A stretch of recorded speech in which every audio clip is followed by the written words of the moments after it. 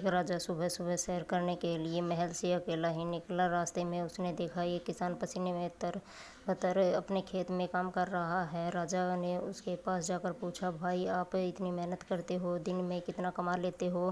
किसान ने उत्तर दिया, एक सोने का सिक्का। राजा ने पूछा, उस सोने के सिक्के का क्या करते हो? किसान ने कहा, राजन, एक चौथाई भाग मैं खुद खाता हूँ, दूसरा चौथाई भाग उधार देता हूँ, तीसरे चौथाई भाग ब्याज पर चुकाता हूँ और बाकी चौथाई हिस्सा कुएं में डाल देता हूँ।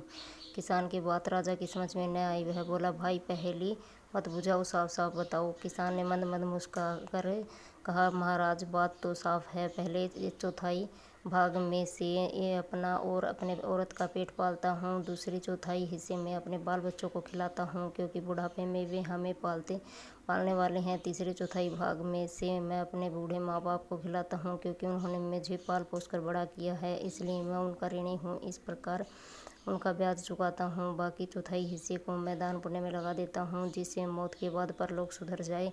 किसान का जवाब सुनकर राजा बहुत खुश हुए। उन्होंने किसान से कहा, मुझे तुम यह वचन दो कि जब तक तुम मेरा मुँह 100 बार न देखोगे तब तक यह बात किसी दूसरे को न बताओगे।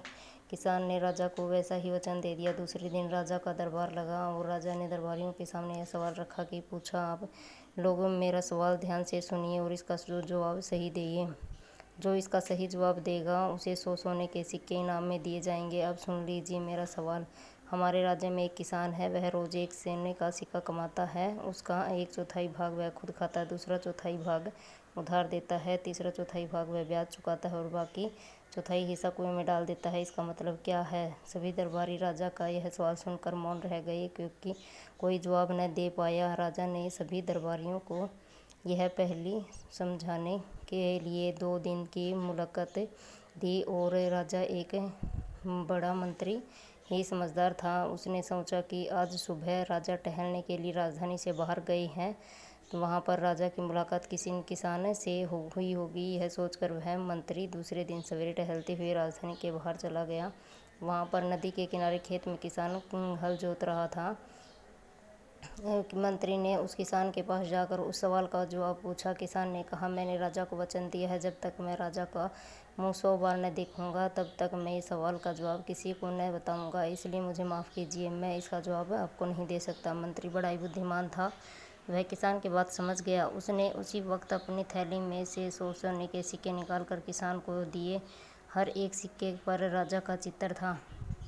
किसान ने 100 सिक्कों पर राजा का चित्र देख लिया और उस सवाल का जवाब मंत्री को बता दिया। तीसरे दिन जब दरबार लगा तब राजा ने वही सवाल पूछा।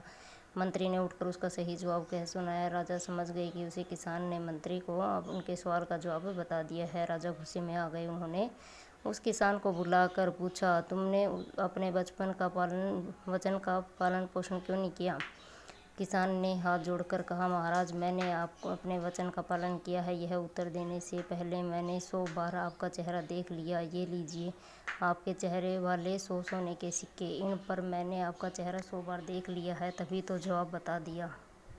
राजा किसान की ईमानदारी पर बहुत खुश हुआ। किसान ने अपने वचन का पालन किया, इसलिए राजा ने किसान को 100 सोने के सिक्के इनाम में दिए। किसान खुशी खुशी अपने घर चला गया। प्रत्येक परिवार इसी तरह के संस्कार अपने बच्चों को देना चाहता है। हर माँ बाप और पिता यही भावना होती है कि उनकी संतान हमेशा ईमानदारी के रास्ते पर चले।